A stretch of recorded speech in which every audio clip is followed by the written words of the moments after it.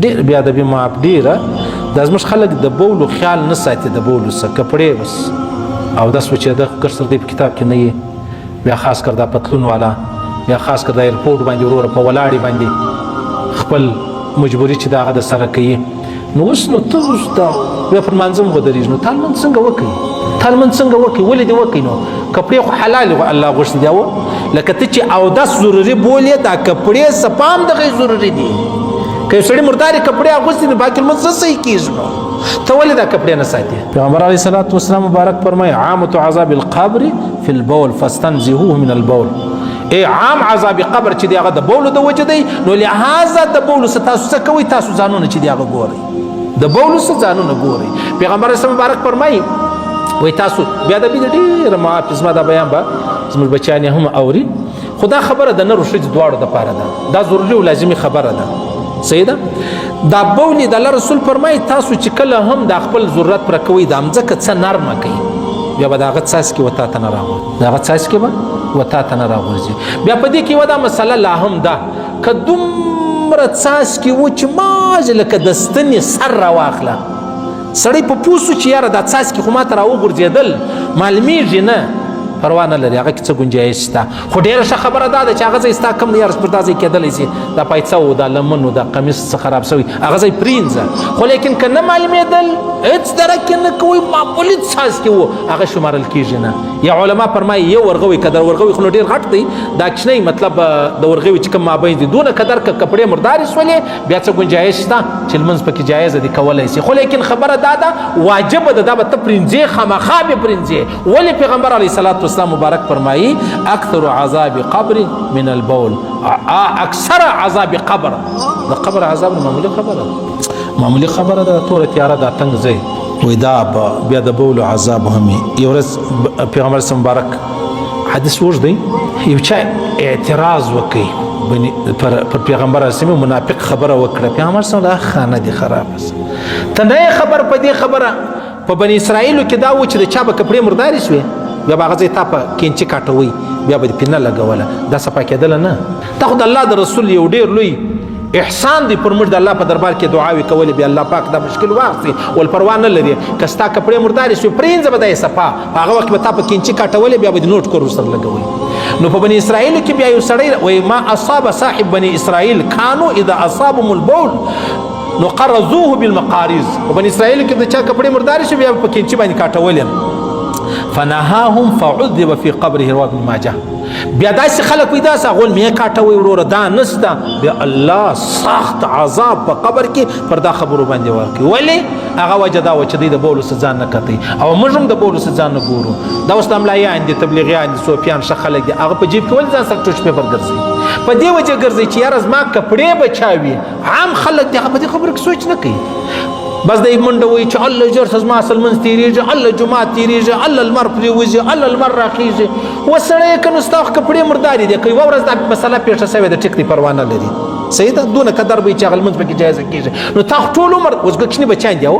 هغه په دې خبره کله پوهېږي کوچني بچیانو کپړې کله حلالي نو خو چونګ پر کوچنیانو باندې لمونځ نه دی فرض موږ په دغه حال کې هم کوو پروا نه لري عادت به سي اوس چې پر چا لمونځ فرض نو په فرض مانځي کې خو د هغه خبره ده اودس به کوې د هغه رقم قبلې ته به ولاړې ځای به صفایي کپړې به دې صفایي بدن به دې صفایي نو دا ټول شرطونه دي که په دا شرطو کې یو نه نو بیا کله کېدلی شي صحیح شو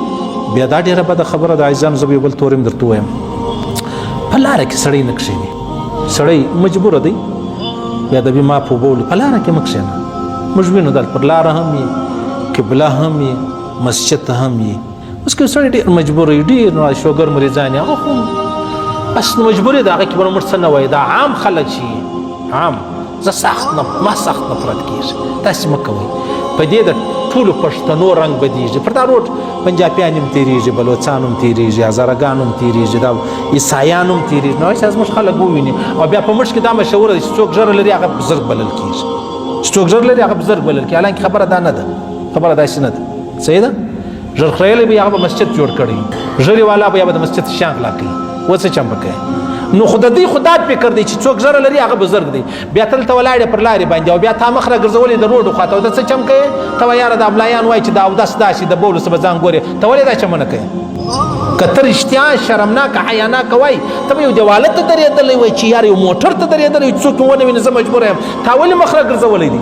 یوازې د قبلې و طرف ته بولي وکړي بیا د مسجد سره وکړي بیا دې پر روډ باندې وکړي او بیا را ولاړ شي مخ ته دورې ګرځولی دی چې یار زما کپړې مردارې نه شي داسې مه کوه ګر سره یم کپړې دې مردارې شي ورسې کور ته پرېنځي نو دا دلته چې پر دا روډ ما درته ویل چې خلک ولاړې خپل ضرورت یې پوره کوي بیا یې مخ را ګرځولی د روډ خواته شاوخوا ګوري او بیا دی شیش کوي د خپلې کپړې به چا وایي چې زما کپړې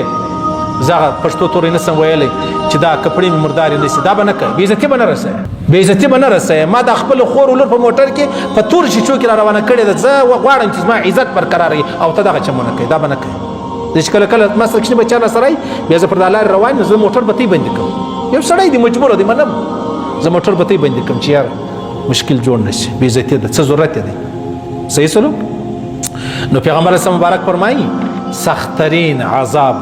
چې وچات ورکول کېږي هغه څوک دي هغه څوک دي چې هغه له بولو څخه ځان نه ګوري له بولو څخه په دا بني اسرائیلو کې به دوی به کپړې کاټولې او بیا چا ورته دا مه کاټوئ مې کاټوئ د الله رسول فرمایي بیا سخت عذاب الله بني اسرائیل ته پر دې خبر ورکړي خیر